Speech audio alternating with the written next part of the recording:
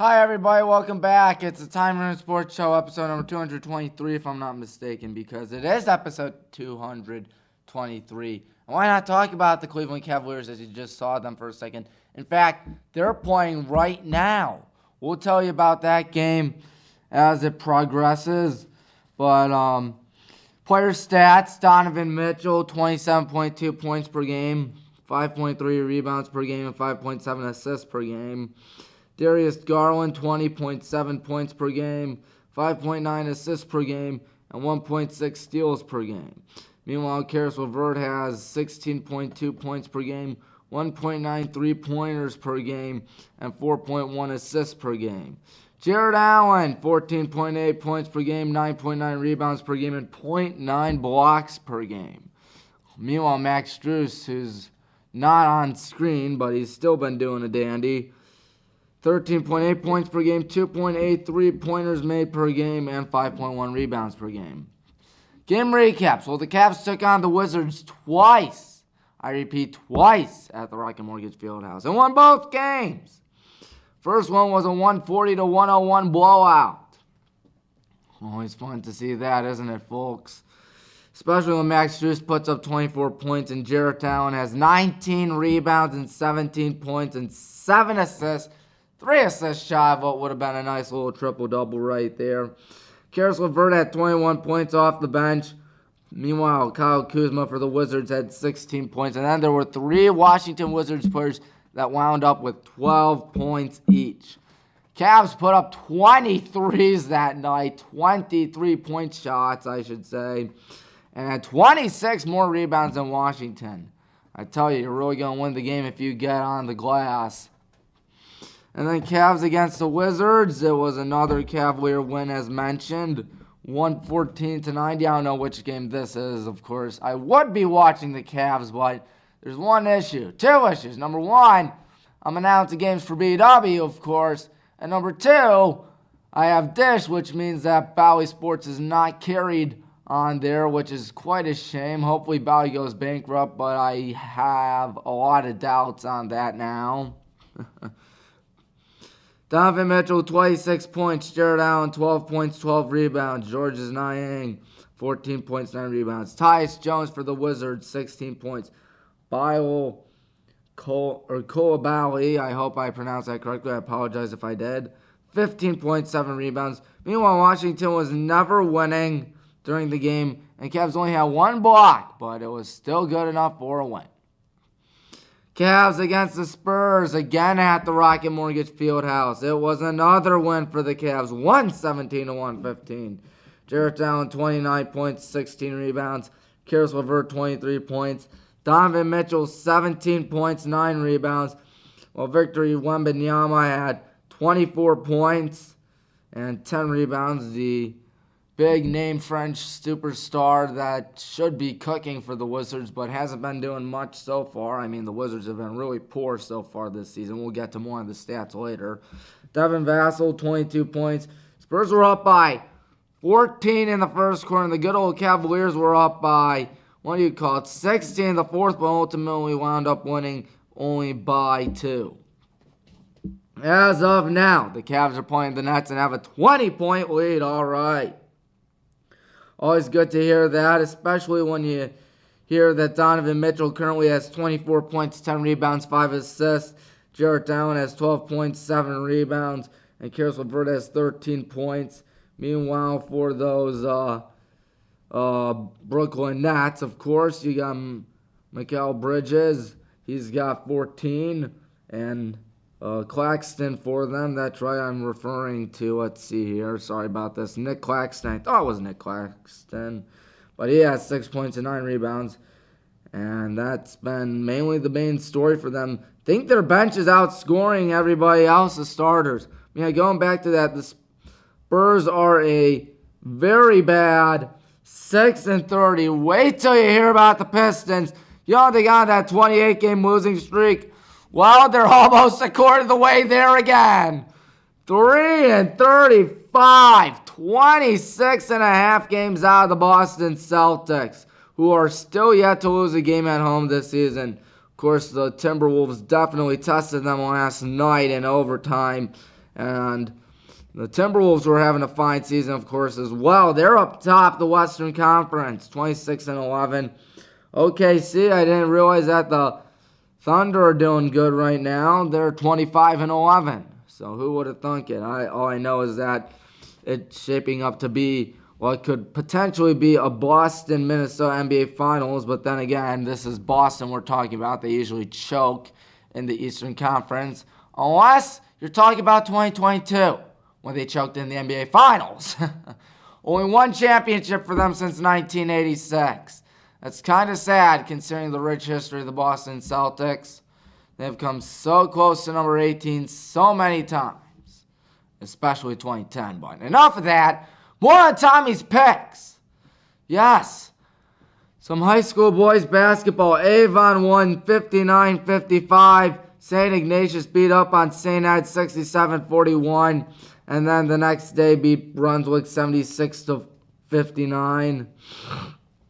VASJ beat Benedictine 79-63. And Coach Estaro and the Copley Indians, yeah, that's still wrap my head around that. But he beat his former team 65-6. He had the advantage, of course, of knowing the guys. But still, he's a good man, and he earned that win, that's for sure. We definitely blew it at the free throw line that day. But I'll tell you a game we didn't blow. We didn't blow the game to Firestone, even though we didn't look like we were going to win it for most of that game. 61-54 against the Falcons, and the Falcons got punched, as Captain Falcon would say it best. Of course, who else doesn't love Captain Falcon? Let me pull him up for a second. But anyways, the Hornets did beat who do you call them? Talmadge Blue Devils 2 nights ago, so there is that. But yeah, we just Falcon punched the Firestone Falcons by a final score of, 61-54. Falcon punch! Yep.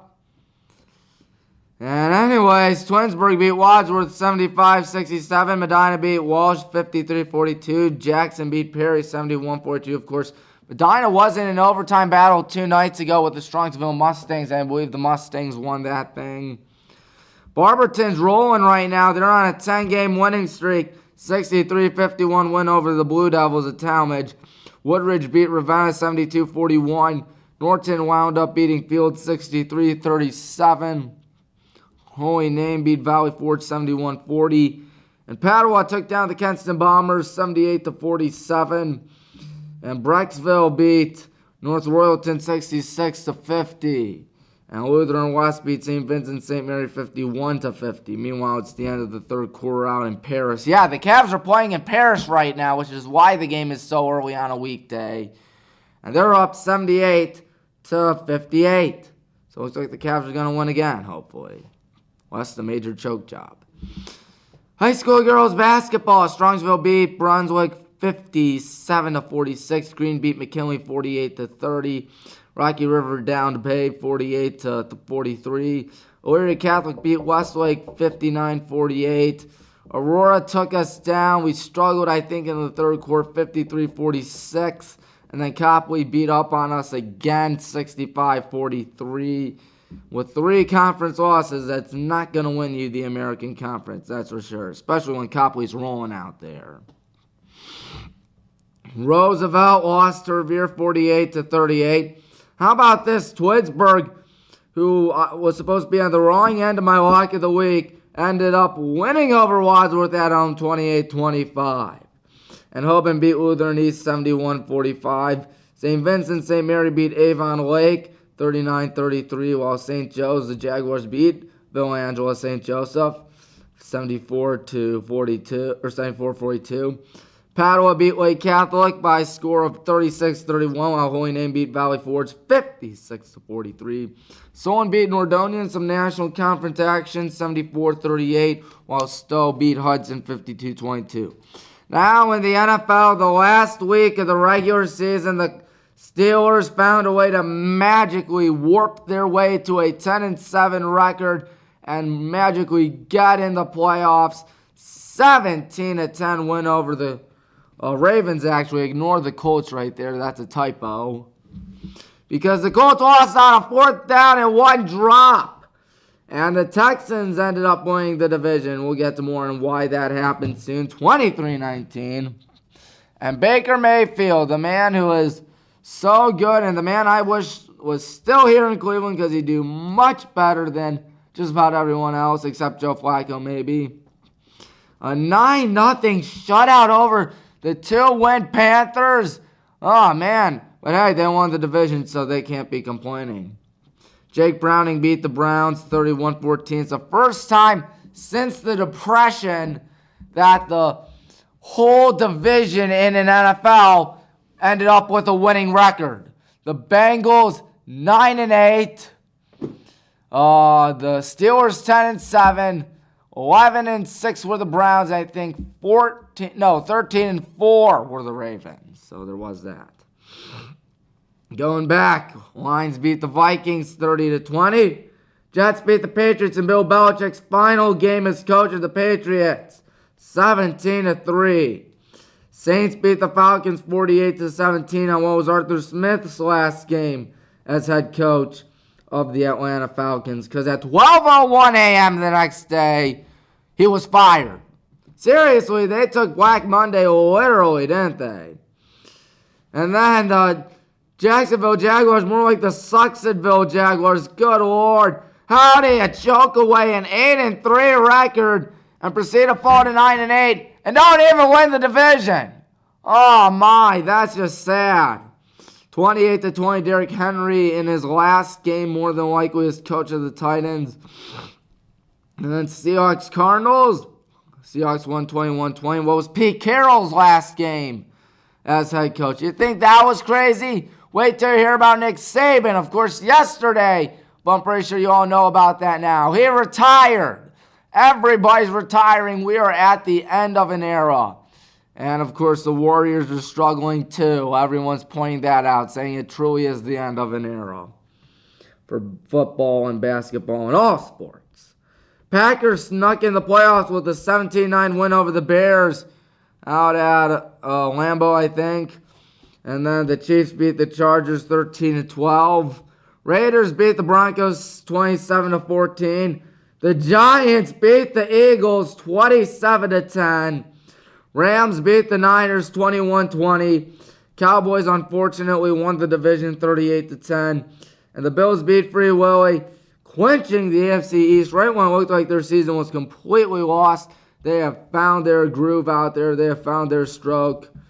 And now it's 21-14 win. They are AFC East champions.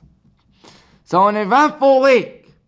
Boys basketball went 13-3 and had 14 points, which means I'm 44-16 with 49 points. In girls basketball, I went 8-7 with 8 points. That means I'm 39-20 with 43 points. And in the NFL, I was 9-7 with 11 points, which means I closed out the regular season with a 155-120 record with 171 points. Not too shabby. Time for my picks, as usual. Tommy's picks. Wadsworth against Hudson, picking the Explorers in boys basketball. Medina against Brunswick, picking the Devils. Mentor will beat Shaker Heights. Here's going to be a good game for you in the American Conference. Barberton playing Highland. Two teams 5-1 in American Conference play. Two teams have done surprisingly well this season. This game could determine supremacy in the American Conference. And I got to go with the Magics, unfortunately. They're home. They're on a 10-game winning streak. I hope I'm wrong, though. Roosevelt against Copley. I'm picking Roosevelt. And then Stowe will be my upset over the Brecksville Broadview Heights Bees. St. Ed's my lock of the week over St. John's Jesuit. It was hard for me to find a lock of the week this week for high school boys basketball, but I ultimately found it in St. Ed's. St. Ignatius over Centerville. Avon over Midview. Avon Lake against Olmsted Falls. I'm picking the Avon Lake Shoremen. Twinsburg will beat Nordonia. Here's a game that is a must-win for both schools. Riverside against Kenston, picking the Beavers. And Lake Catholic will beat NDCL. And Solon will beat Walsh.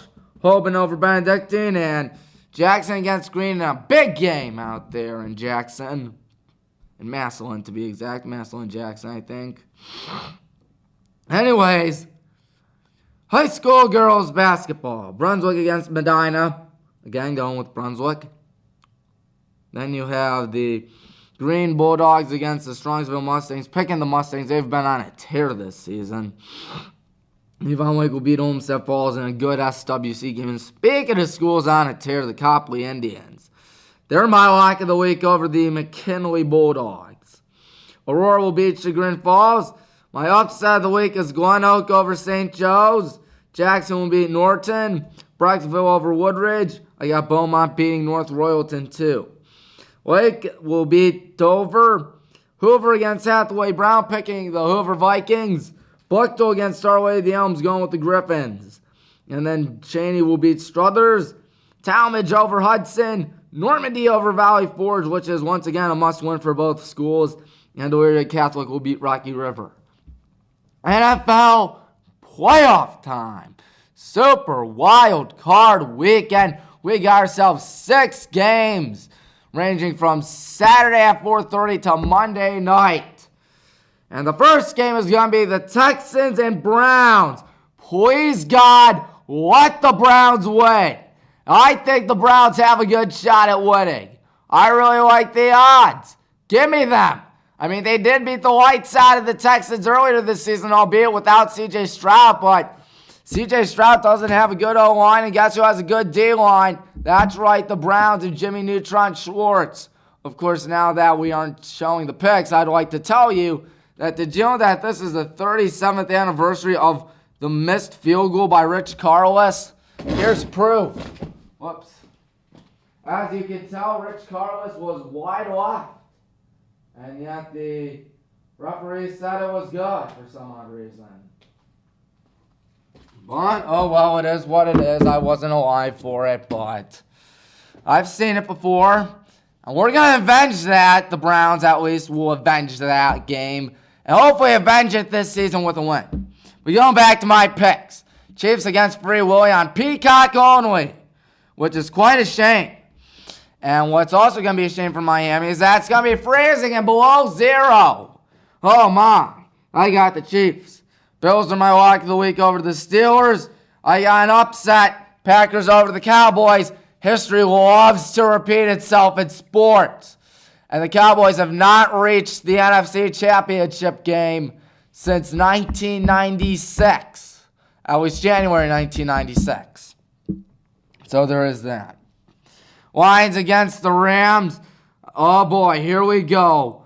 The Lions' first home playoff game in 30 seasons. Matthew Stafford going up against his former team. Jared Goff going up against his former team.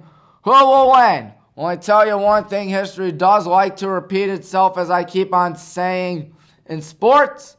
Here's another upset. The Rams. As much as I'd love a Browns-Lions Super Bowl, as much as I've been saying for a while now, you got to remember at the end of the day, as I said on WBWC last Tuesday, even though everyone disagreed with me, it's the Detroit Lions. They always find a way to louse things up. And you know what they say, those who don't study their history are doomed to repeat it. Hopefully Dan Campbell's a history guy, because it could be a disaster for Detroit. And keep in mind, they are pretty inexperienced in the playoffs. I mean, yes, Jared Goff has taken his team to the Super Bowl, but really no one else has said, hey, I've had good playoff experience out there. Not even Dan Campbell. This is his first home playoff game. But anyways, Buccaneers against the Eagles. The Eagles are on a slippery slope out there, but I think the Eagles are going to rebound with a win. Well, folks, that's it. We're done for the day. The Tommy Maroon Sports Show on WCTV continues with more fun stuff out here next week, which means we will also have more Cavaliers, more Tommy's picks for high school boys basketball, high school girls basketball, and the AFC divisional round. Before you know it, it'll be Super Bowl Sunday, so I'll be playing all my Madden games that I own, which means I'll have a lot of fun on the PS2 and Wii, and not that much fun on the PS4. Those games are absolutely atrocious. Till next time, I'm Tommy Maroon. Thanking you for watching. We'll see you next week.